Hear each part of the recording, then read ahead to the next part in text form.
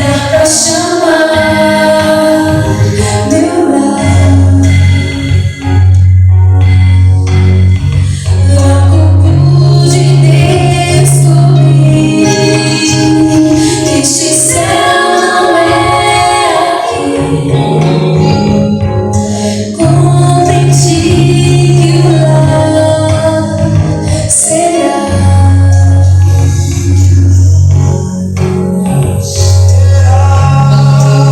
numa terra grandiosa, onde mana leite e mel. Numa terra gloriosa, onde habita o Deus do céu.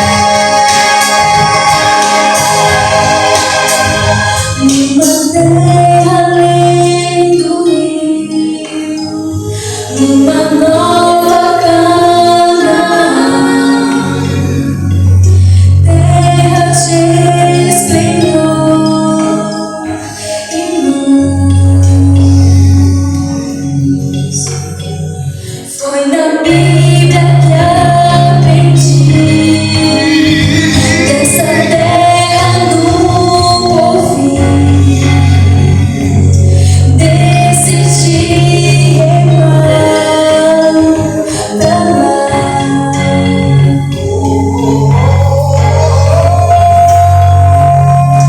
Com Jesus seguro, navegando rumo ao lar.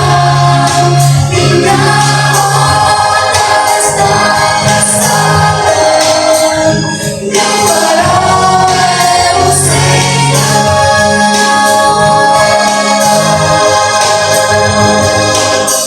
Se houver temporais em Deus, confiarei. Tenho fé no poder maior. Quando o mundo enfim chegar, com Jesus vou descansar. E não será meu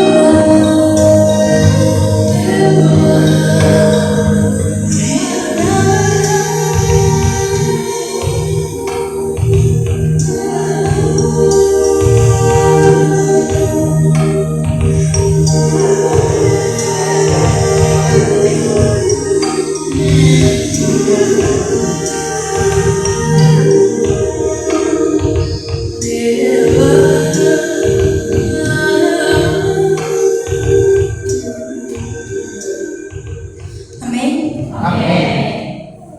Irmãos, é um privilégio estar diante de vocês.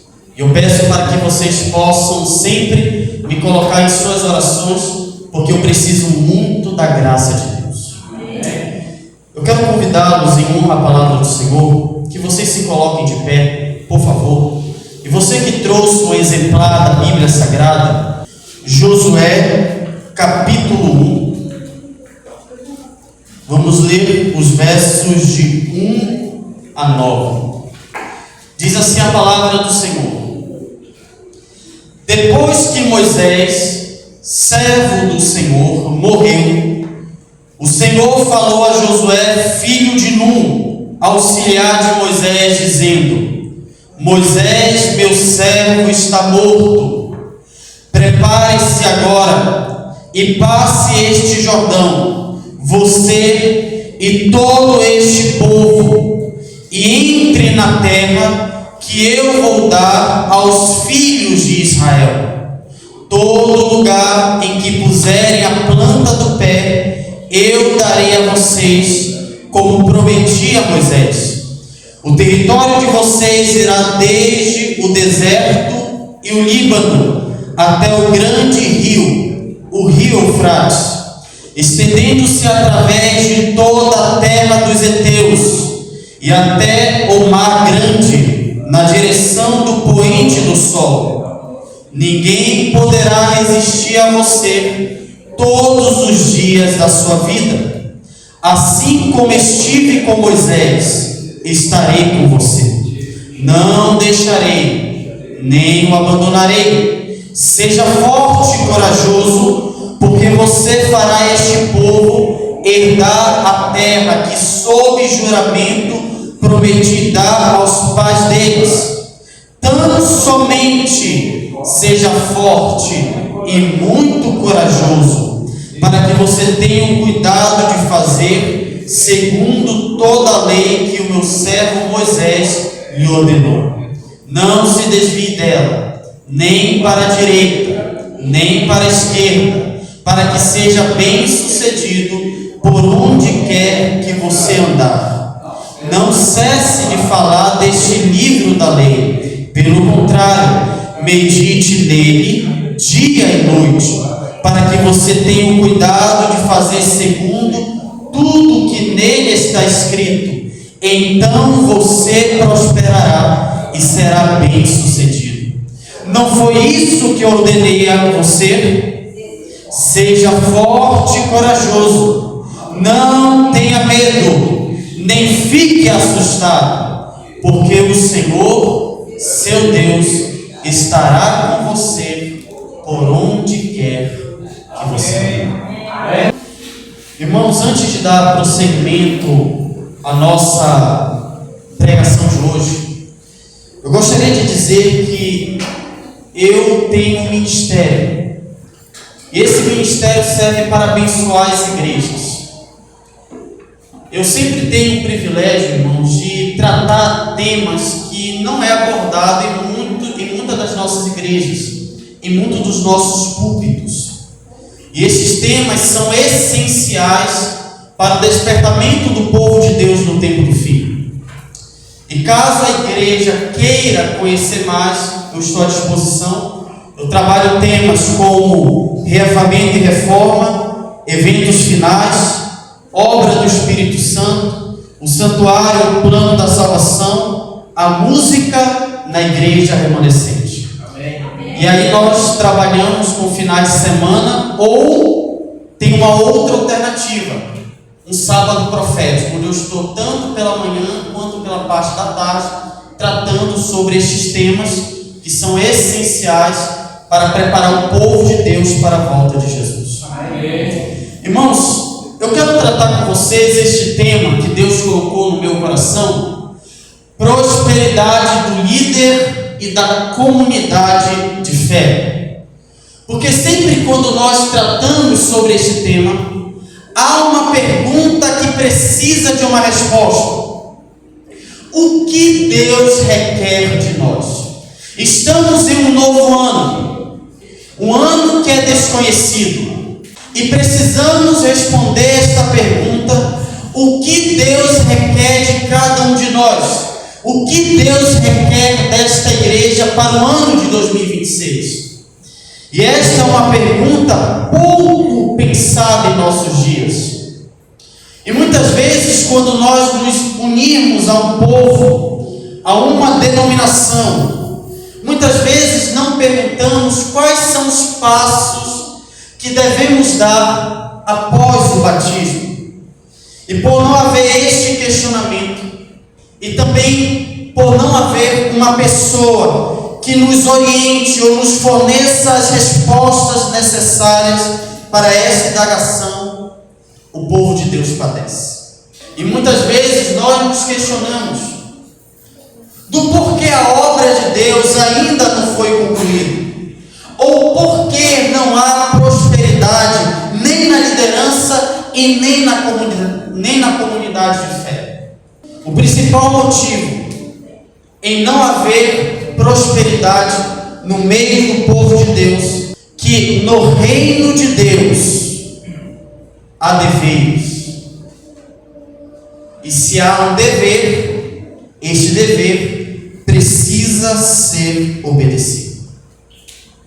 E quando nós analisamos, irmãos, o primeiro capítulo deste livro, o livro de Josué, nós podemos dividi-lo em 3 partes ou em 3 sessões.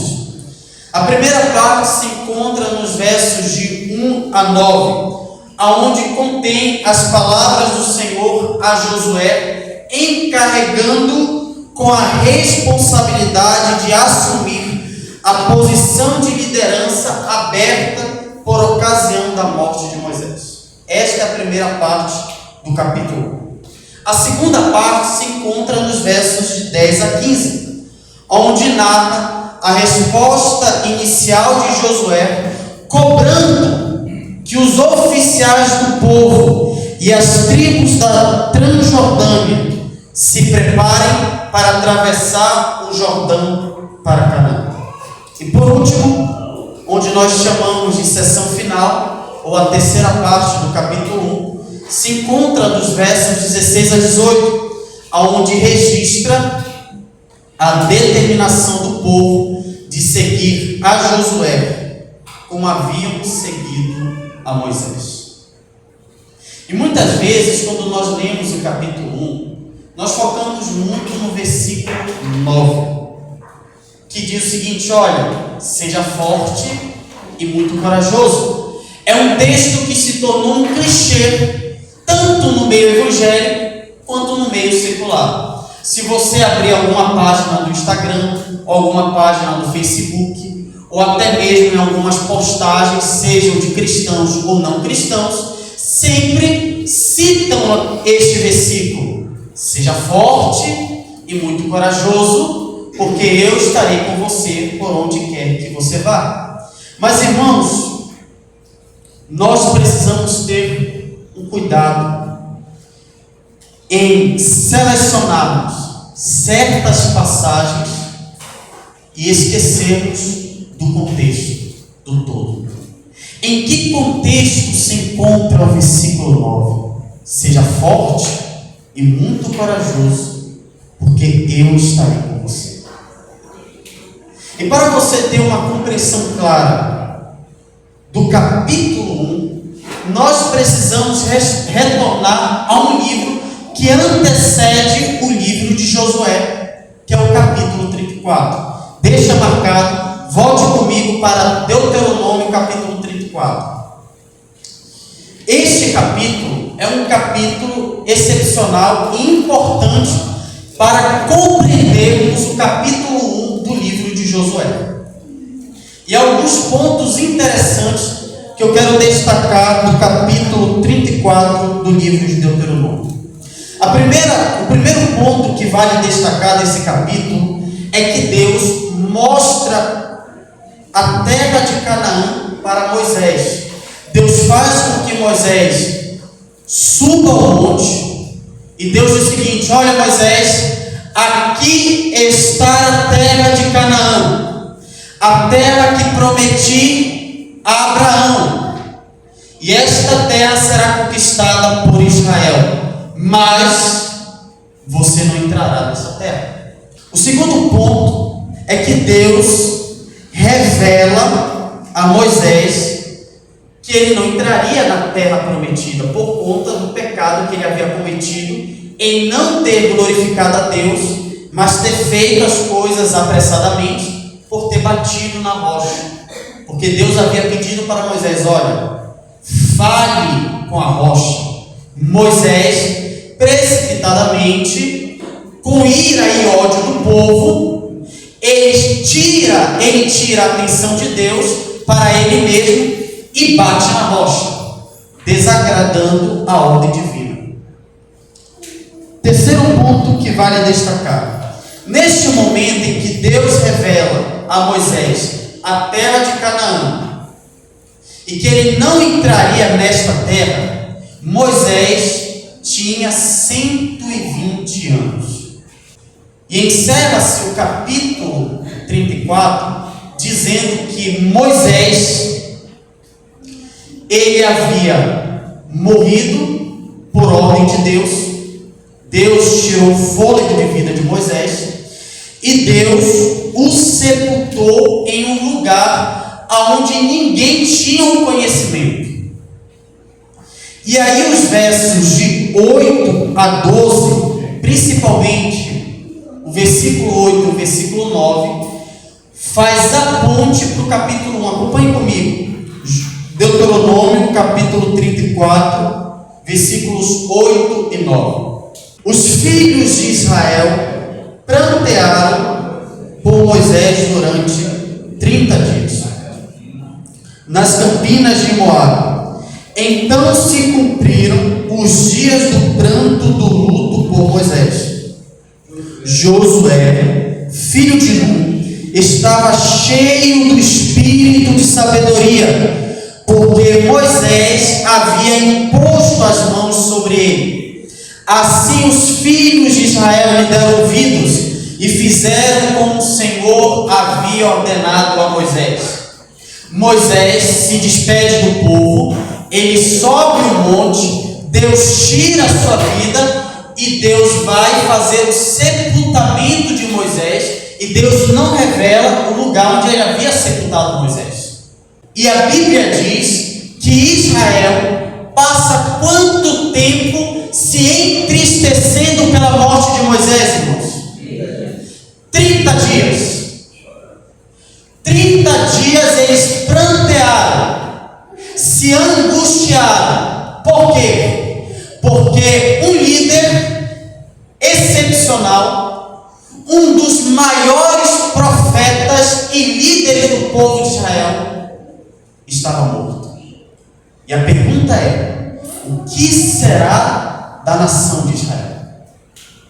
Sem Moisés, sem a presença daquele que falava com Deus face a face, o que será do povo? E mais, veja a preocupação de Israel.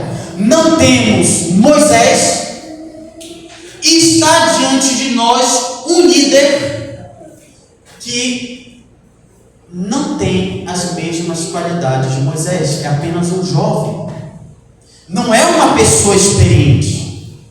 O que será do povo de Deus?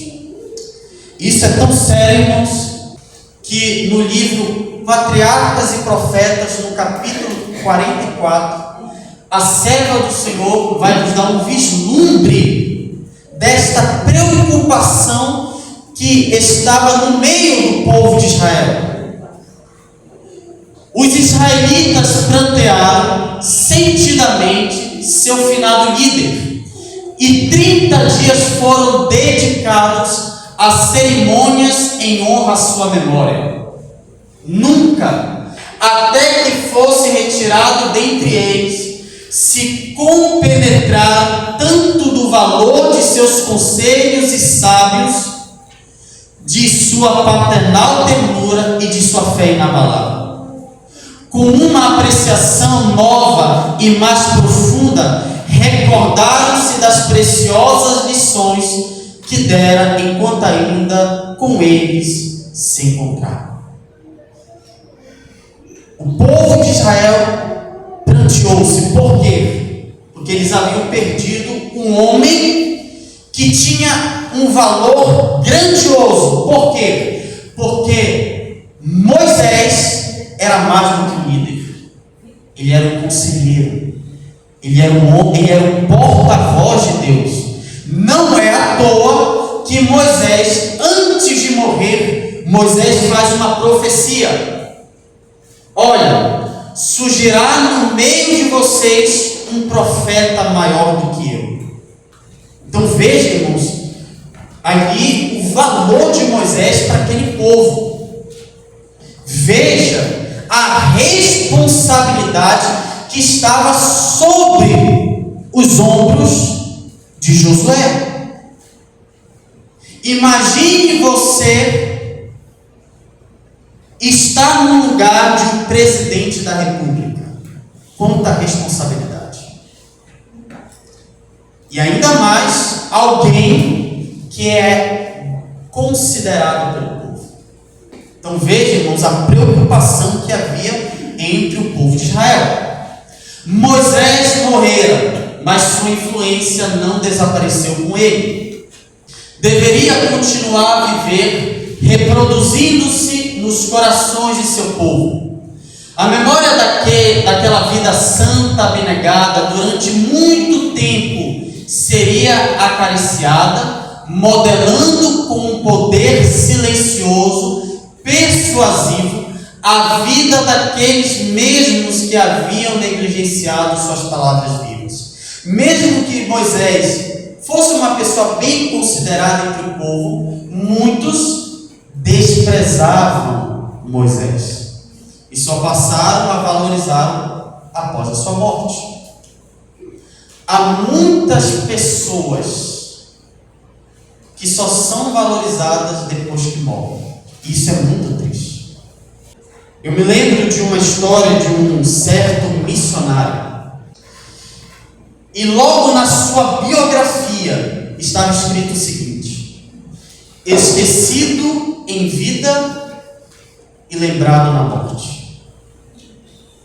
Esquecido e desprezado quando ele era vivo, mas amado e honrado após a sua morte. Vale de alguma coisa, irmãos? Para a pessoa. É por isso, irmãos, que em nome de Jesus, valorize os seus líderes ou as pessoas de fé enquanto eles estão com vivos. Porque após a morte, não adianta valorizar. Muitos israelitas só passaram a valorizar Moisés após a sua morte. Assim como a luz do sol poente ilumina os picos das montanhas, muito tempo depois que o próprio sol se acha imergido por trás das colinas, assim as obras dos puros santos e bons derramam luz sobre o mundo muito tempo depois que os próprios atores se foram. E a pergunta é: após a sua morte, você deixou algo em que as futuras gerações possam se lembrar de você? Se você morresse hoje, alguém diria o seguinte: olha, morre neste exato momento um homem de Deus. Ou, como eu já ouvi muitos, morreu fulano, que Deus o tenha, que Deus conforte a família. Ou seja, não fez nada de útil para que seja lembrado. Todo aquele que é santo, justo e um verdadeiro filho de Deus, ele vai impactar tanto a sua geração quanto a geração posterior. Suas obras são como a luz do poente, assim como Moisés brilhou e tem brilhado em nossos dias. Nós devemos ter a mesma atitude de Moisés. Impactar a nossa geração, mas também as gerações futuras. Suas obras, suas palavras, seu exemplo para sempre viverão, como está em Salmos 112:6. O justo ficará em memória eterna, seu legado nunca é apagado. Para encerrar, Ellen White conclui: conquanto estivessem cheios de pesar pela sua grande perda, o povo sabia que não fora deixado só. A coluna de nuvem repousava sobre o tabernáculo de dia, e à noite a coluna de fogo, como segurança de que Deus seria seu guia e auxiliador se andassem no caminho de seus mandamentos. Deus não queria que o seu povo sofresse por ocasião da morte de Moisés. Não é à toa que no capítulo 1 Deus vai intervir. Deus vai dizer: Josué, já está na hora de acabar a lamentação. Já está na hora de vocês focarem tanto no problema e esquecerem que há algo para vocês conquistarem. Irmãos, em nome de Jesus, pare de focar no problema. Pare de depositar suas esperanças ou toda a sua atenção nos seus problemas. Foque em algo superior. O foco de Israel não deveria ser na morte de Moisés, mas sim na presença daquele que estava diariamente com o povo de Israel. É por isso que Deus vai intervir. Deus vai agir em meio à dor. E Deus diz para Josué: Josué, não permita com que o sofrimento tire de você e do povo o propósito que eu tenho para cada um de vocês, que é a terra de Canaã. Só que a pergunta permanece: o que será do povo de Deus? E a mesma dúvida paira sobre cada um de nós. O que será do povo de Deus no ano de 2026? Um ano de eleições? Um ano que não será um ano próspero, um ano recheado de crises, porque cada ano que passa se torna pior do que o outro? Pois a própria Escritura diz: quando disserem paz e segurança, então virá a repentina destruição. E o que mais você tem ouvido em nossos dias, principalmente na passagem de Ano Novo? Que o ano de 2026 seja um ano de paz, um ano de prosperidade, e nós sabemos que não será isso. E a pergunta é: o que se espera do povo de Deus? Irmãos, Deus apresenta, tanto para Josué, quanto para o povo, que eles tinham uma missão a cumprir. E no final desta missão, haveria uma recompensa, que era a terra de Canaã. Mas para eles receberem essa recompensa, eles precisavam cumprir alguns deveres essenciais para que houvesse prosperidade espiritual no meio do povo de Deus. E nesta manhã nós vamos conhecer quais são estes deveres que permeiam o reino de Deus e que podem levar esta igreja a conquistar não a terra de Canaã terrena, mas a Canaã celestial. Amém. Por isso, volte para o capítulo 1 do livro de Josué. E o primeiro dever que nós podemos encontrar logo no capítulo 1, sabe qual é, irmãos? Coragem. Acompanhe comigo Josué, capítulo 1, versículo 6. Veja as palavras de Deus. Deus chega para Josué, logo no comecinho do versículo 6, e diz: seja forte e... Vai agora para o versículo 7. Tão somente seja forte e... Ele não diz corajoso. Muito corajoso. Versículo 9. Não foi isso que eu ordenei? Seja forte e... não tenha medo, nem fique... Deus chega para Josué e diz: olha, seja forte e corajoso. No decorrer do diálogo, seja forte e muito corajoso. Josué, seja forte e corajoso, não tenha medo nem fique assustado. Uma coisa que você precisa ter em mente, que sempre na cultura judaica, quando algo é importante, ele é enfatizado.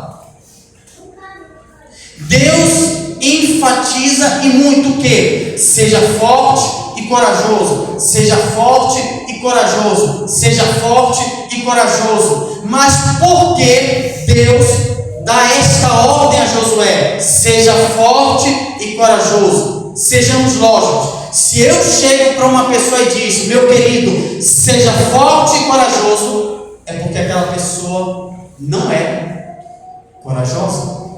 Neste momento em que Deus aparece para Josué, Josué estava com medo. E qual era, irmãos, o medo de Josué? Não consegui resolver o problema. Será que eu vou cumprir a minha missão? Será que eu irei ser fiel ao chamado que Deus fez a mim? Será que eu irei conduzir este povo para a terra de Canaã? Note, Josué está com uma nova geração. Eles estão próximos de Canaã. E E na terra de Canaã haviam muitos inimigos mais poderosos que Israel. E a pergunta é: será que nós iremos vencer as batalhas? Veja o que o Espírito de Profecia diz no capítulo 44 do livro Patriarcas e Profetas. Josué era agora o reconhecido líder de Israel. Havia sido conhecido principalmente como guerreiro, e seus dotes e virtudes eram especialmente valiosos nesta etapa da história. Josué era um homem que tinha um caráter excepcional. Josué era um homem que tinha um caráter inabalável. Josué era um guerreiro. Só que Josué, irmãos, ele só era corajoso porque ele tinha a presença de Moisés. Mas sem a presença do líder, sem a presença de Moisés, e agora a responsabilidade de conduzir mais de 2 milhões de pessoas à terra de Canaã estava sobre os ombros de Josué. E a pergunta é: será que eu irei cumprir a minha missão?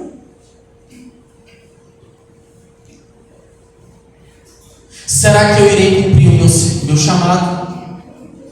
Será que irei fazer com que o povo de Deus permaneça fiel aos ensinamentos da Bíblia e dos mandamentos do Senhor? Irmãos, por que este tópico é importante? Porque vivemos em um grande conflito entre o bem e o mal. E cada ano que passa, o mal está tomando conta do mundo. Não há com que nos alegrarmos, irmãos. Quando nós olhamos para a nossa política, é uma vergonha.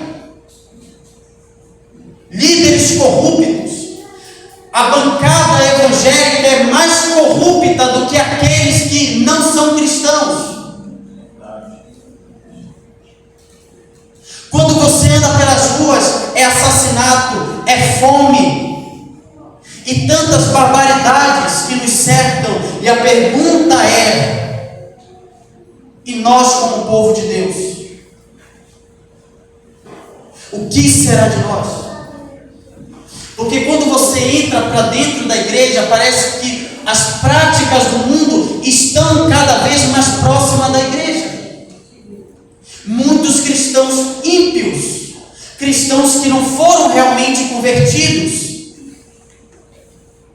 práticas que até os ímpios se envergonham e que está presente dentro de nós, no nosso meio. E a pergunta é: será que o remanescente irá cumprir a sua missão?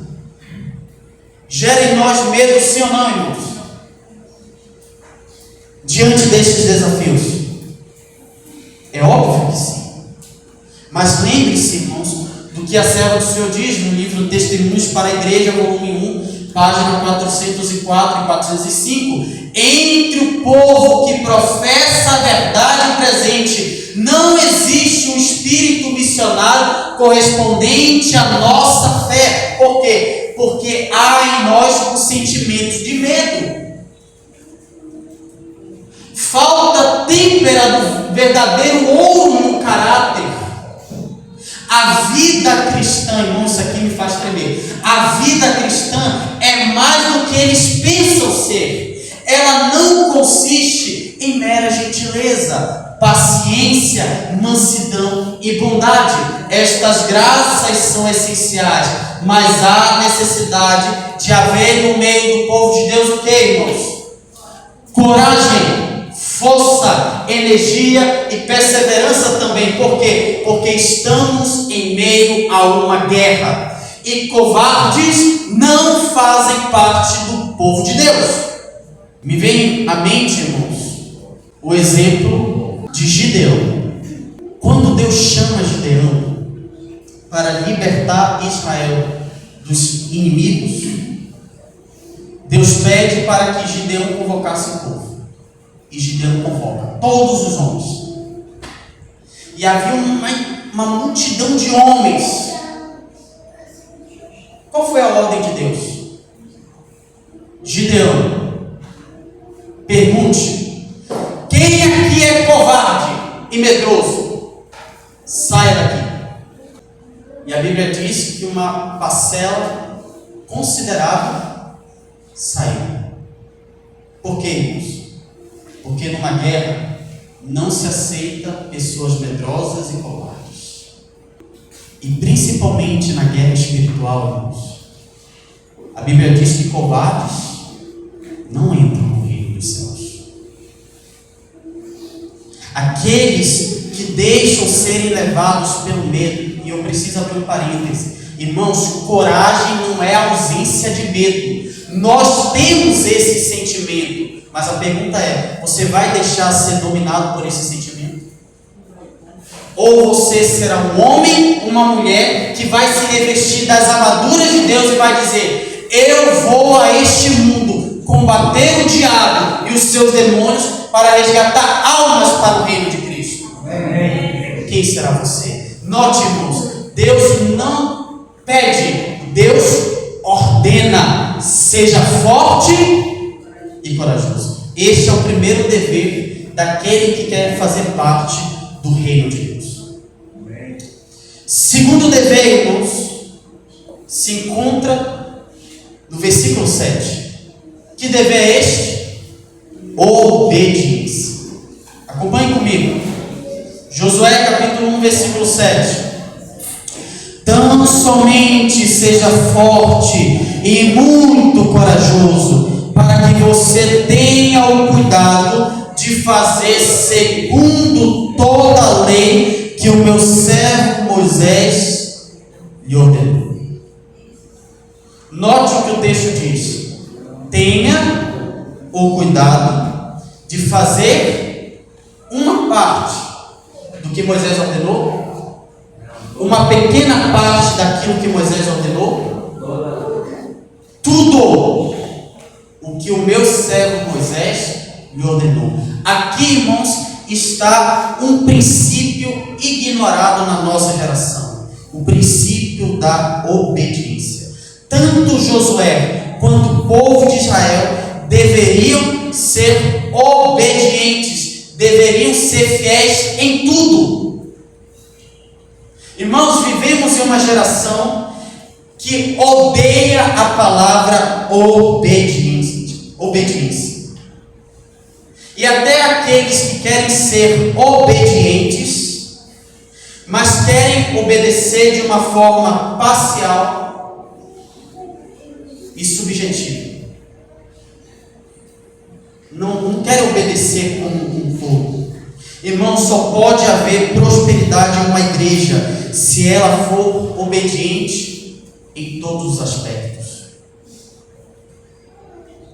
E já que estamos falando de Israel, me vem à mente aquele que foi o fundador deste povo, que foi Abraão. E Abraão nos dá um dos exemplos maravilhosos do que é ser obediente. Em Gênesis capítulo 12, a Bíblia diz que Deus aparece para Abraão e Deus dá uma ordem: saia da sua terra e da sua parentela, da casa de seu pai, e vá para uma terra que eu te mostrarei. Deus não mostrou para Abraão naquele momento. Imagine Deus chegar para você e dizer o seguinte: meu filho, saia da sua casa, abandone seu emprego e vá para uma terra que eu ainda vou te mostrar. Você abandonaria? Você iria abrir mão do seu emprego, do seu conforto, para ir a um lugar que você não conhece? A Bíblia diz que Abraão questionou a fala de Deus, irmãos? Não. A Bíblia diz que Abraão, ele ouviu e obedeceu. Ele deixou a casa do seu pai e ele foi para uma terra que Deus ainda iria mostrar para ele. E uma terra, como disse lá em Hebreus capítulo 11, que ele não teve a posse total, completa. A terra que fora prometido a ele, na realidade ele era como um peregrino. Você já imaginou você abandonar tudo para viver como um peregrino, um andarilho, andando de um lugar para o outro? E um dos maiores exemplos de obediência, irmãos, Deus chega para Abraão muito tempo depois do primeiro chamado que Deus havia feito. Abraão já tinha recebido uma das maiores promessas que Deus havia feito a ele, que era o seu filho Isaque. E de repente, Deus aparece para Abraão e diz: Abraão, eu fico imaginando Abraão, né? Eis-me aqui, meu Deus.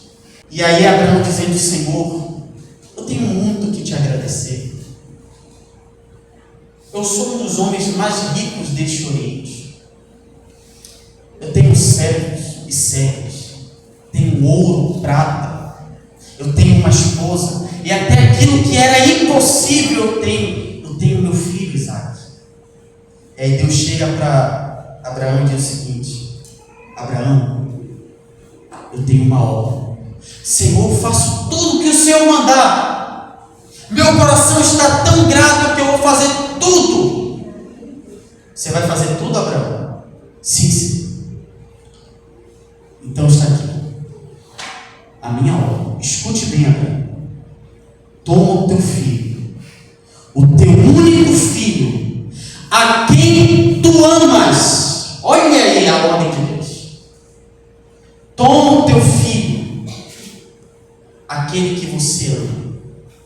Vá para a terra de Moriá. Eu fico imaginando Abraão todo feliz. Poxa, eu tenho agora a alegria de levar o meu filho para adorar a Deus.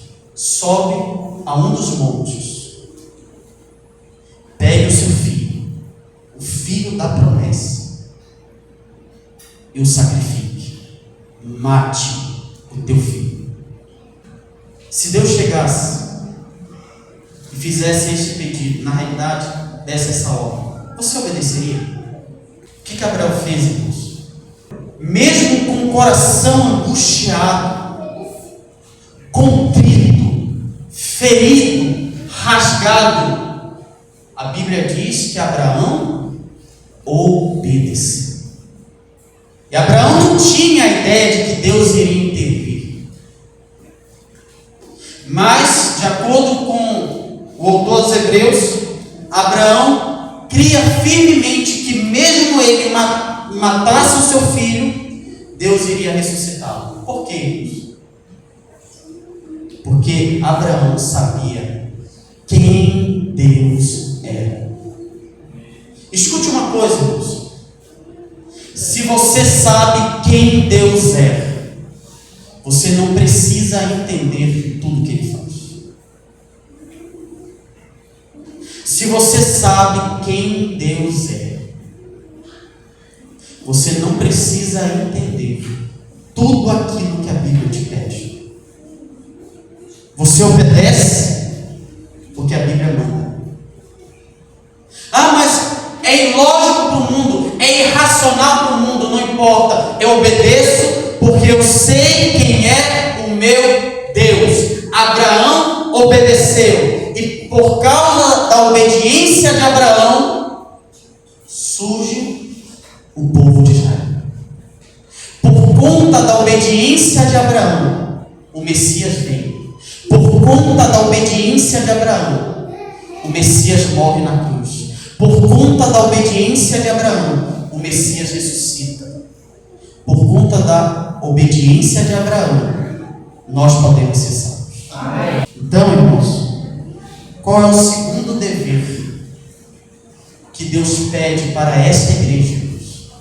Seja obediente. Amém. Vamos para o terceiro dever. Ainda está no versículo 7 do capítulo 1.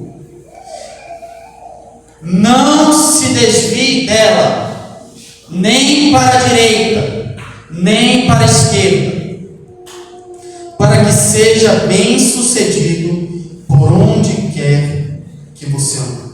Amém. O terceiro dever que o povo de Israel deveria obedecer, que o povo de Israel deveria cumprir, é não se desviar do caminho correto. Não se desvie da lei, não se desvie dos ensinamentos, não se desvie de mim, Israel. Era uma ordem para Josué, e Josué era o representante de quem, irmãos? Do povo. Quando Josué Josué estava diante de Deus, Josué, como líder, era o representante do povo. Quando Josué estava diante do povo, Josué era o representante de Deus. Logo, se Deus pede para Josué não se desviar do caminho, é porque os liderados iriam seguir o exemplo de Josué. Deus olha para Josué e diz: Josué, não se desvie da minha lei, não se desvie dos meus mandamentos, não se desvie daquilo que é correto por aquilo que é passageiro. Não me troque por coisas banais. Irmãos, nós vivemos em uma geração que não tem raízes, uma geração que qualquer coisa se desvia. Ah, o pastor não falou comigo, eu vou me desviar. Ah, eu não recebi uma visita, eu vou me desviar. Ah, não me deram oportunidade, eu não vou mais para aquela igreja. Irmãos, qual é a ordem de Deus? Não se desvie do caminho correto, mas permaneça, porque é por meio da perseverança que nós seremos o que, irmãos? Salvos. Por isso que a Bíblia diz: aquele que perseverar até o fim será salvo. Mesmo em meio às lutas e dificuldades, mesmo sendo odiado pelo mundo, mesmo 1000 homens, 1000 pessoas ao teu lado direito, 10.000 à sua direita, querendo destruir você, mas você permanece naquilo que é reto. Irmãos, a perseverança é a marca de um verdadeiro cristão. Como eu disse, mesmo que 1000 estejam ao teu lado, 10.000 à sua direita, se você permanece naquilo que é certo, naquilo que é correto, você terá o que, irmãos? A presença de Deus. O terceiro dever que deve ser cumprido e obedecido por esta igreja é não se desviar daquilo que é correto. Quarto dever: pregar a palavra de Deus. Acompanhe Josué capítulo 1, versículo 8. Veja a ordem de Deus para Josué: Josué, não cesse de falar deste livro da lei. Paramos até aí. Deus chega para Josué e diz: Josué, só uma forma de você não se desviar dos caminhos é você não cessar de falar do livro da lei. E o que significa livro da lei? Muitos pensam que toda vez que aparece a palavra lei no Antigo Testamento é uma referência ao Decálogo. E não, irmãos. É mais do que o Decálogo. A palavra lei é usada para identificar os textos que Moisés deixara em relação à vontade de Deus para o seu povo, ou seja, Gênesis, Êxodo, Levítico, Números e Deuteronômio. Isto é o livro da lei. Sempre quando você vê a palavra lei, é uma referência à Torá. É a palavra hebraica para lei. Ou seja, o que Deus está pedindo para Josué? Não cesse de falar da Torá. E o que era a Torá, irmãos, no tempo de Josué?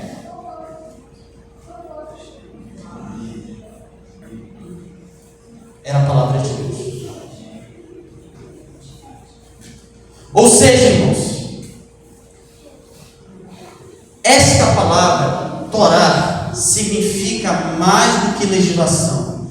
Ela sugere uma ideia de instrução e orientação. Ou seja, Josué, eu te chamo para você testemunhar para o seu povo a verdade, seja por meio da pregação, por palavras ou pelo exemplo.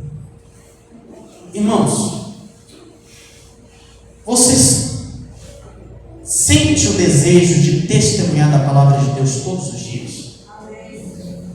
Você testemunha da palavra de Deus, seja no seu trabalho, na escola, na faculdade, Claro, quando você tem a oportunidade, porque você não pode ser ali apressado demais, como nós vimos aqui na lição jovem, há um momento para todas as coisas. E há um momento para você falar do amor de Deus. Não é em qualquer momento, não é em qualquer ocasião. Tem um momento certo de você falar. Tem um momento certo de você expor as Escrituras. E você aproveita cada oportunidade para ensinar a palavra de Deus. Eu não estou falando, irmãos, quando eu falo de pregar a palavra, eu não estou falando de simplesmente apresentar uma mensagem no púlpito da igreja. Mesmo que a pregação tenha o objetivo de ensinar, orientar, instruir. Mas Deus nos chama a pregarmos o Evangelho a todas as nações, a todas as tribos, a todas as línguas, a todos aqueles que têm contato conosco. E você, tem obedecido este dever? Esta foi a ordem de Deus. Pregue a palavra. Pregue a palavra. Ensine a palavra. Você tem ensinado? Quinto e último dever que permeia o reino de Deus é meditar na palavra do Senhor. Josué capítulo 1, versículo 8. Deus pede para Josué ensinar o livro da lei. Mas note que está na continuação do versículo 8. Medite nele dia e noite, para que você tenha o cuidado de fazer segundo tudo que nele está escrito. Então você prosperará e será bem sucedido. A prosperidade do povo de Deus se encontra na palavra de Deus. E conhecendo sobre a importância da Bíblia para o povo remanescente, deveríamos fazer deste livro a nossa única regra de fé, doutrina e prática. Sabendo da importância desse livro, esse livro deve ser o centro da vida do cristão. Tudo que ele faz é porque a Bíblia ensina. Não é porque o pastor ensina, não é porque o pregador ensina, não. É porque está escrito na palavra. Não é à toa que Deus pede para Josué fazer o que, irmãos? Meditar. Em que momento? Apenas pela manhã? Dia e noite. É mais do que vou dedicar 5 horas da manhã e 8 horas da noite. Não é isso que o texto quer nos revelar. O que é meditar?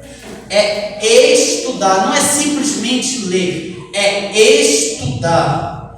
É ter comunhão com a palavra 24 horas. Você acorda pela manhã, estuda a Bíblia. Você está lavando a sua louça, você está citando textos de cor. Você está varrendo a sua casa, você está meditando na palavra de Deus. Isto nada mais é do que meditar, é ter comunhão diária com a palavra de Deus. A pergunta é: você está tendo essa comunhão diária? Não é à toa, irmãos, que o próprio Satanás sabe da importância das Escrituras. Pois no livro Grande Conflito, página 519, a serva do Senhor nos diz: Satanás bem sabe que todos quantos ele puder levar a negligenciar a oração e o exame das Escrituras serão vencidos por seus ataques. Só há um meio de Satanás destruir esta igreja. É se ele levar os membros e os líderes a negligenciarem a palavra de Deus. E a pergunta é, irmãos, o que tem levado você a negligenciar a palavra de Deus? Porque note o que ela diz: portanto, inventa todo o artifício possível para ocupar a mente. Por quê? Porque a mente é o palco do conflito. Mente vazia é a oficina do diabo. Ou seja, irmãos, se você não ocupar a sua mente com as coisas de Deus, você irá ocupar a sua mente com as coisas do maligno. Não há meio termo. Ou você ocupa sua mente com a palavra de Deus ou com a palavra do diabo. Não há meio termo. É por isso que Satanás, sabendo do poder da oração e do exame das Escrituras, ele vai fazer de tudo para ocupar a nossa mente. Irmãos, a pior coisa é ter uma mente dominada por Satanás. Não estava aqui no meu sermão, mas eu preciso citar o exemplo de Judas Iscariotes. Judas Iscariotes, irmãos, não pense você que nós somos melhores que Judas Iscariotes. Não pense você. Judas Iscariotes era muito maior do que juntando todos nós aqui. Um homem influente, um homem que tinha um conhecimento de Bíblia, um homem que fazia sinais e prodígios, porque o próprio Jesus o havia capacitado a fazer. Só que Judas não ocupou a sua mente com as coisas de Deus. E o que a Bíblia diz acerca de Judas? Que no exato momento em que ele sai do cenáculo, Satanás entra no coração de Judas. Irmãos, se nós não ocupamos a nossa mente com Deus e com as coisas de Deus, Satanás tem acesso. Então avalie, irmãos, quem está conduzindo a sua vida? Quem é o centro da sua mente? É Deus ou o diabo? Os demônios ou os anjos de Deus? Mas, no grande conflito, não há meio termo. Irmãos, para alguns estudiosos, este termo também vale ressaltar, esse termo meditar pode sugerir o ato de alguém praticá-lo. Não basta apenas você ter a teoria. Essa teoria tem que se revelar o que, irmãos? Nas obras, na prática. Então Deus estava pedindo para Josué não apenas ter o conhecimento da lei, da palavra de Deus, mas fazer deste conhecimento algo aplicável. Algo que as pessoas poderiam ver em Josué e poderiam dizer: bom, se ele está praticando a Bíblia, eu posso praticar. Irmãos, estes são os 5 deveres que permeiam o povo de Deus. E se o povo de Deus cumprir estes deveres, quais serão os resultados? Apenas, irmãos, 3 resultados irão acontecer caso nós cumprimos estes 5 deveres. O primeiro resultado é ter a presença de Deus. Note o que está em Josué capítulo 1, versículo 5. Ninguém poderá resistir a você todos os dias da sua vida. Assim como estive com Moisés, estarei com você. Não deixarei, nem o abandonarei. Irmãos, a presença de Deus só estaria na vida de Josué se ele fosse um homem corajoso, um homem obediente, um homem que não se desviasse dos caminhos corretos, um homem que pregasse a palavra e meditasse na palavra de Deus. Só por meio destes 5 deveres, tanto Josué quanto Israel teriam a presença de Deus. Este é o primeiro resultado na vida daqueles que colocam estes 5 deveres em prática. O segundo resultado: sabedoria, discernimento. Irmãos, qual era a preocupação de Josué?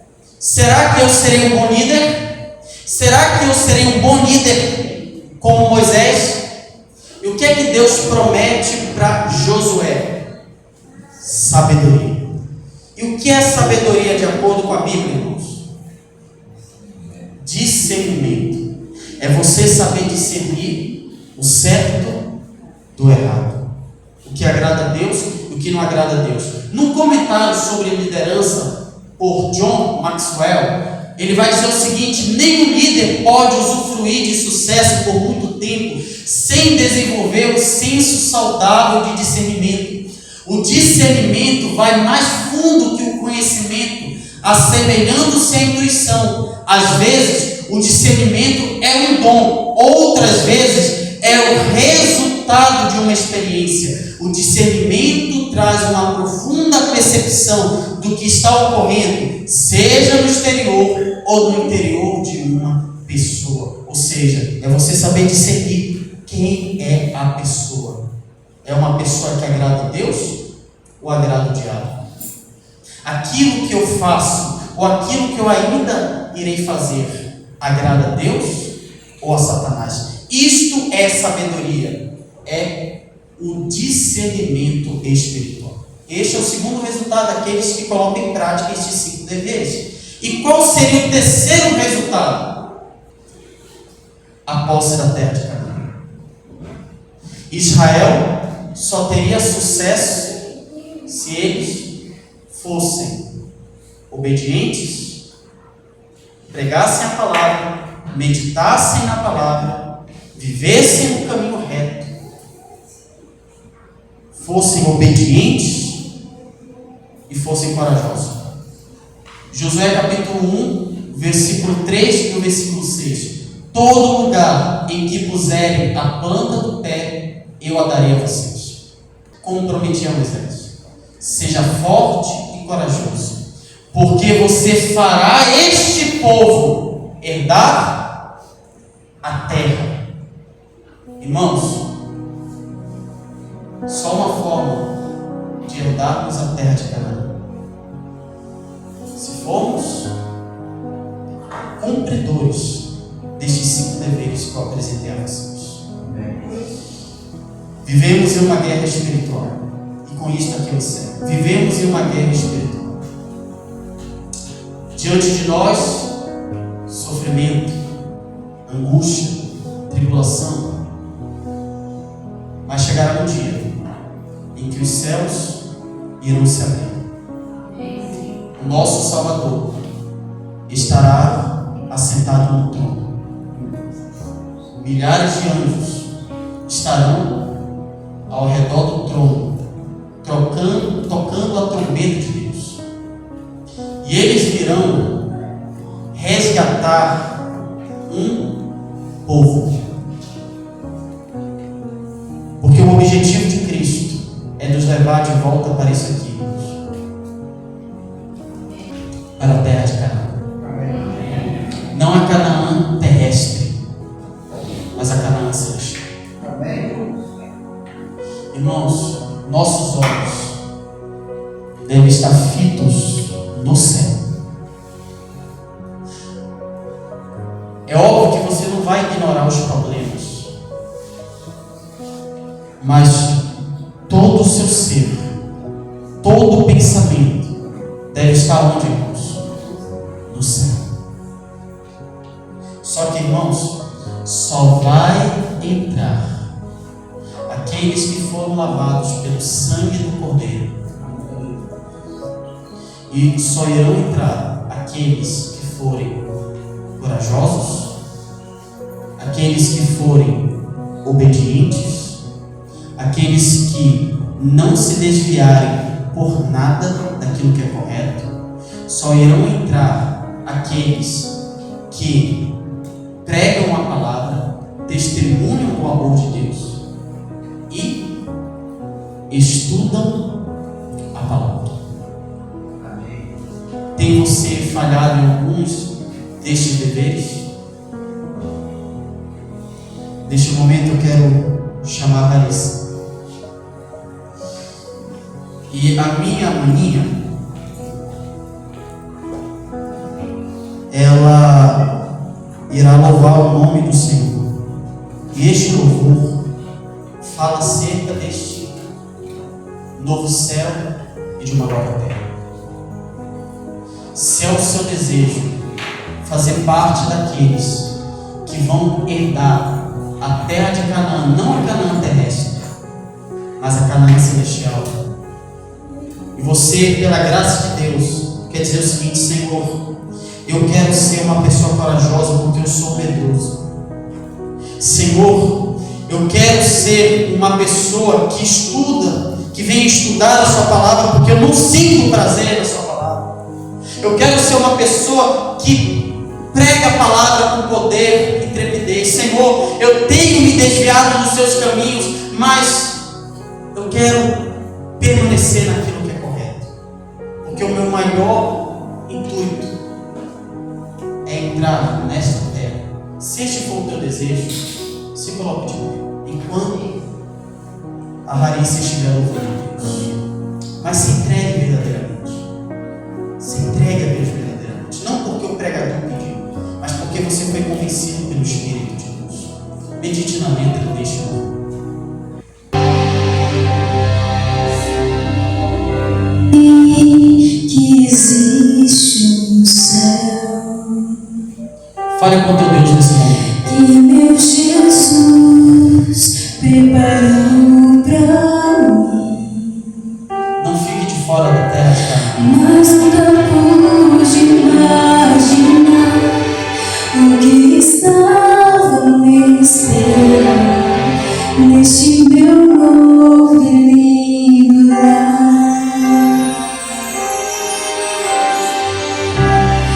Meus jardins, lagos de cristal, Este é o lugar que espera o povo de Deus. lindas mansões, vida eterna, flores que nunca murcharão, não há sombra do mal, um novo céu, um novo lar. Cante. Eu não preciso mais sonhar.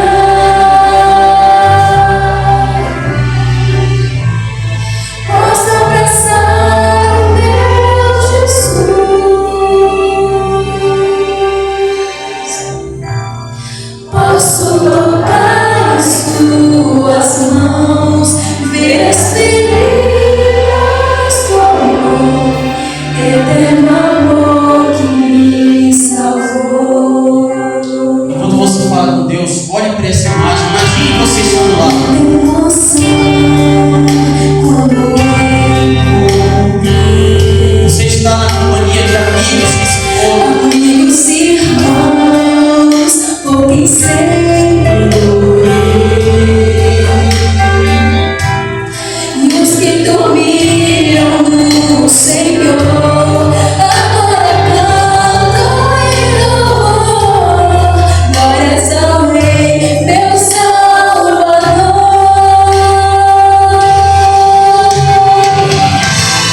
Eu não preciso mais sonhar. Posso abraçar o meu Jesus.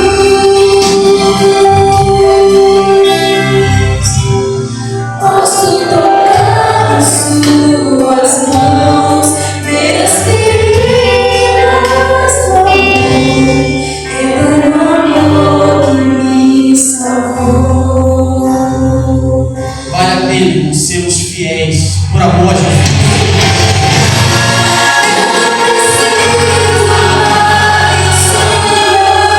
Um dia nós estaremos com Ele.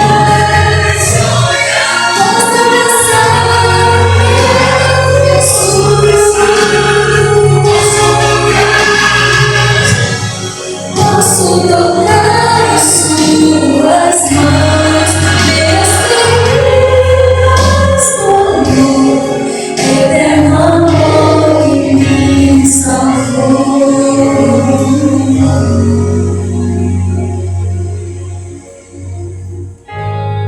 Eterno amor que me salvou.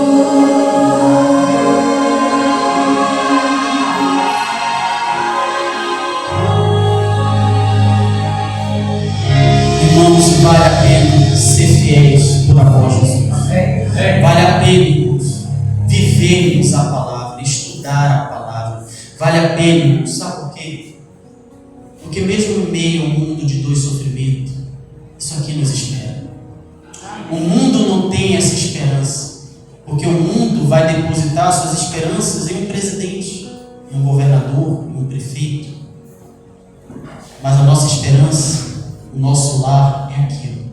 é aonde Jesus está. É por isso, irmãos, eu quero encerrar. Paulo, certa vez, enquanto ele estava sendo levado para ser morto por causa do Evangelho, quando ele estava chegando próximo do lugar de execução, isso você pode ver no livro História da Redenção, um dos capítulos fenomenais. Quando Paulo chega no lugar de sua execução, Paulo, ele olha para aqueles que estavam contemplando ele, ansiando pela sua morte. Só que a serva do Senhor disse que Paulo, ele olha para a multidão, mas ao mesmo tempo, ele não consegue ver a multidão enfurecida. Ele não vê a espada do carrasco. Ele não vê, ele não ouve as vozes daqueles que diziam: mate este apóstolo.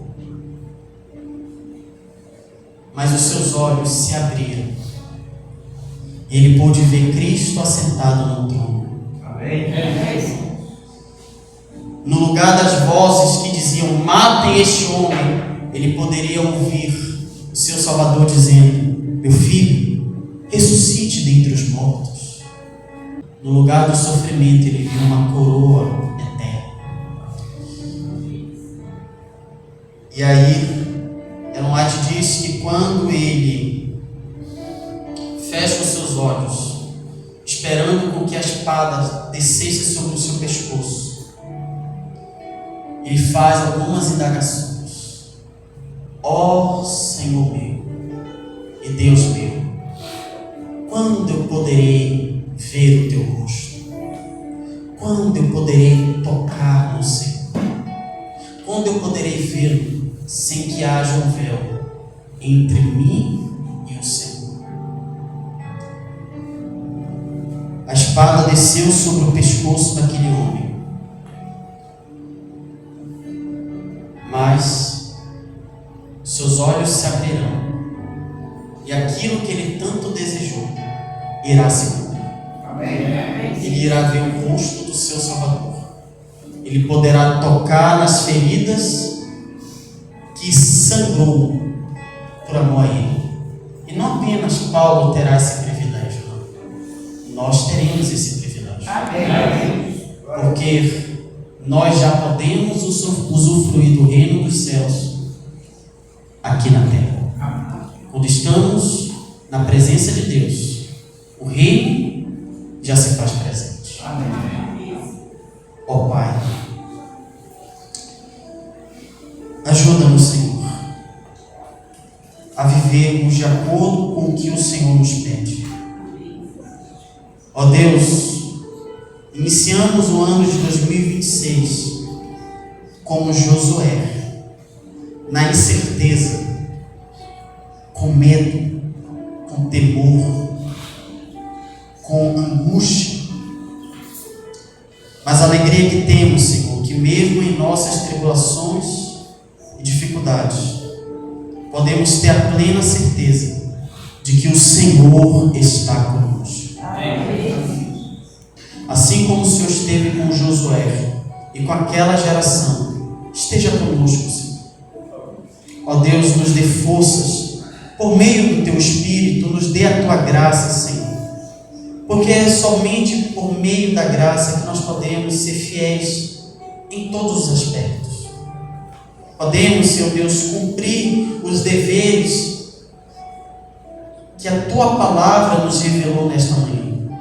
Senhor, se falharmos em algum aspecto, que a Tua graça, Senhor, venha nos cobrir e que possamos, Senhor, nos preparar para o reino celeste. Ó Deus, prepara o nosso espírito, o nosso coração, para vivermos para o Teu reino aqui na terra, mas que os nossos olhos estejam fitos no céu, aguardando o breve retorno do nosso Salvador. Em nome de Jesus eu peço.